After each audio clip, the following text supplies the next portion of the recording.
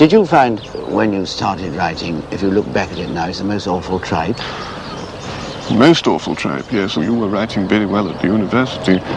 I was ploughing on with a kind of Yeats and water until I was about 26 or 7. I was looking at some of it the other day, and it astonished me. It's not so much that it's bad, but it was so unreal and without any possible reference to my own life as I was living it.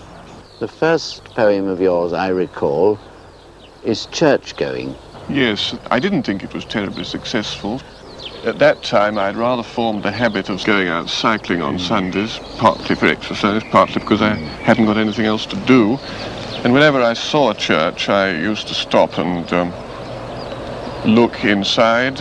It was a nice excuse for stopping, but I liked going into them. I know very little about them, but I always welcomed the feeling I had going into a church, and in the end, I began to try to write about it. Once I'm sure there's nothing going on, I step inside, letting the door thud shut. Another church. Matting, seats and stone and little books, sprawlings of flowers, cut for Sunday, brownish now, some brass and stuff up at the holy end, the small neat organ, and a tense, musty, unignorable silence, brewed God knows how long. Hatless, I take off my cycle clips in awkward reverence, move forward, run my hand around the font. From where I stand, the roof looks almost new, cleaned or restored. Someone would know, I don't. Mounting the lectern, I peruse a few hectoring large-scale verses and pronounce, "Here endeth," much more loudly than I'd meant. The echoes snigger briefly.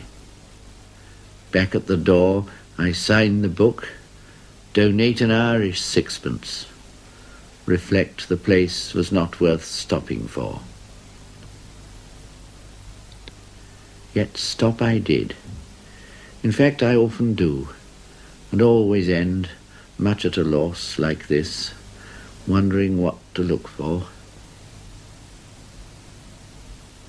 Wondering, too, when churches fall completely out of use, what we shall turn them into, if we shall keep a few cathedrals chronically on show, their parchment, plate and pyx in locked cases, and let the rest rent-free to rain and sheep.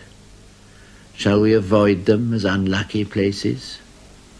Or, after dark, will dubious women come to make their children touch a particular stone, pick simples for a cancer, or on some advised night see walking a dead one?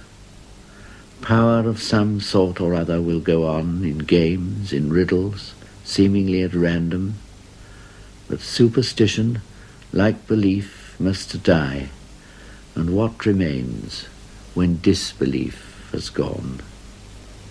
Grass, weedy pavement, brambles, buttress, sky, a shape less recognizable each week, a purpose more obscure.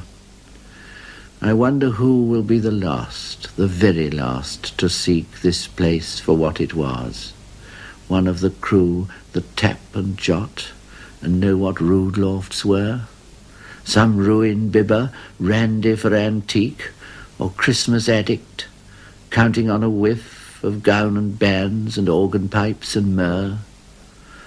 Or will he be my representative, bored, uninformed, knowing the ghostly silt dispersed, yet tending to this cross of ground through suburb scrub, because it held unspilt so long and equably what since is found only in separation, marriage and birth and death and thoughts of these, for whom was built this special shell. For though I have no idea what this accoutred frowsty barn is worth, it pleases me to stand in silence here. A serious house on serious earth it is, in whose blent air all our compulsions meet, are recognized and robed as destinies. And that much never can be obsolete, since someone will forever be surprising a hunger in himself to be more serious, and gravitating with it to this ground which, he once heard, was proper to grow wise in, if only that so many dead lie round.